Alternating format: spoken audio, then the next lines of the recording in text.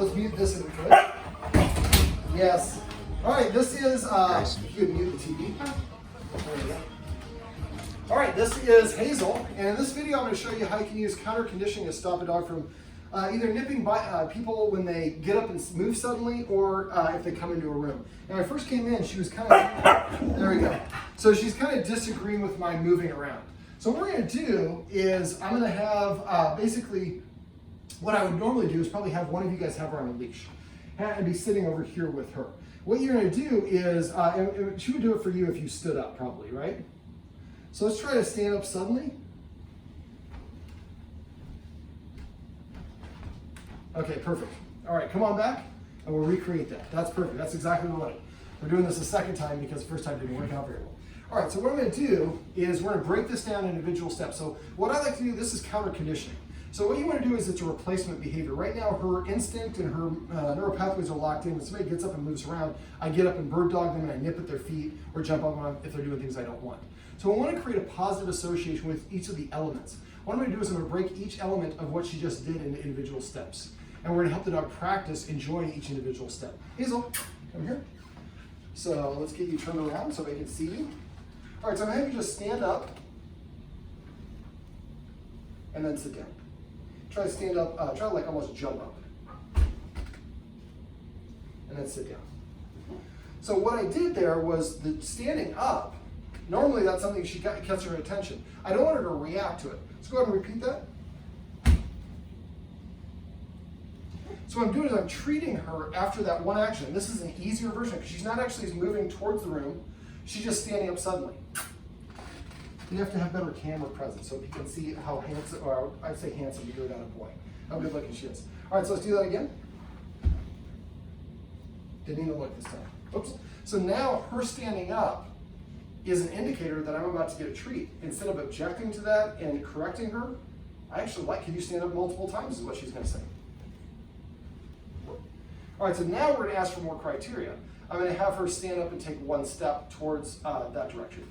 Go ahead. Now this is, I was trying to do the orientation, you can grab a seat again. So the dog was looking at the camera, but also so the dog's looking this direction. So let's try that again. Come here, sit. All right, so I'm gonna have you stand up and take 2 steps that way. And this might be too high, grab a seat and let's try to do it a little bit faster this time.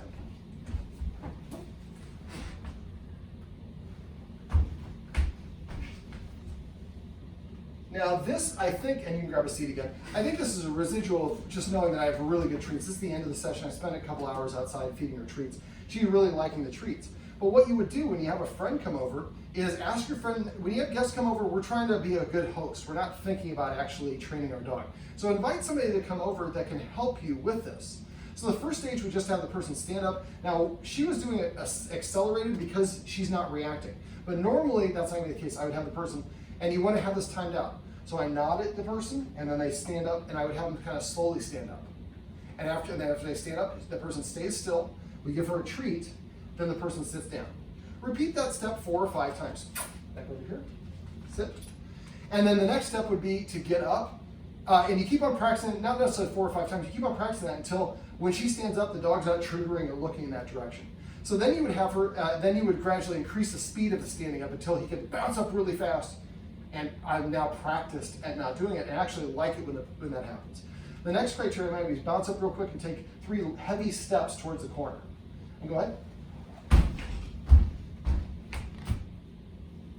And then you can go back to your neutral position. So now, and if that was too much and she ran at him, then I'd have the person stand up and take 1 step. And that's probably what you should do for, right now I have residual, so she's probably gonna be more reactive when I'm not here and not doing this. So again, keep on standing up until standing up, the dog doesn't look or twitch or any of that thing.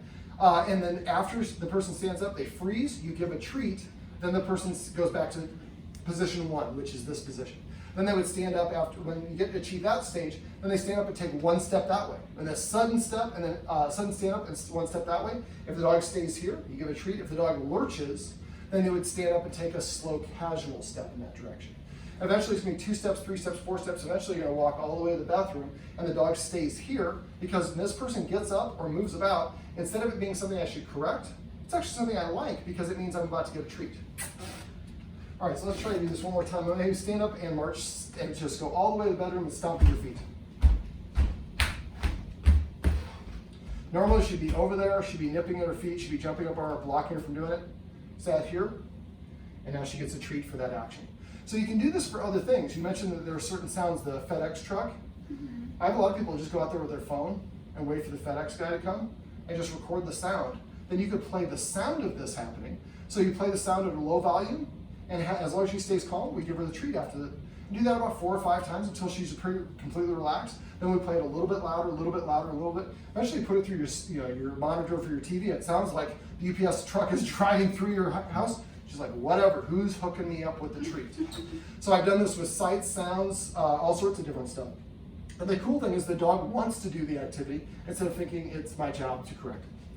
Well, this is Hazel, and this is how you can use some counter conditioning to stop a dog from nipping or launching or trying to block people from moving around in your house.